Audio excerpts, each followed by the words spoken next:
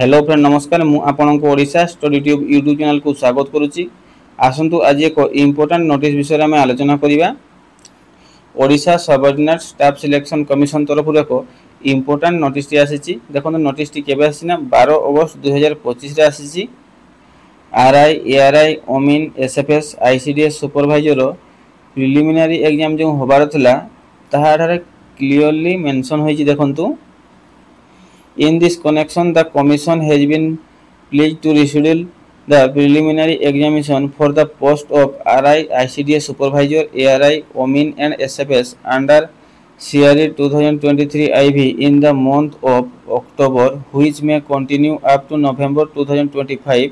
The aforesaid examination shall be conducted in computer-based recruitment examination made in all districts of the state.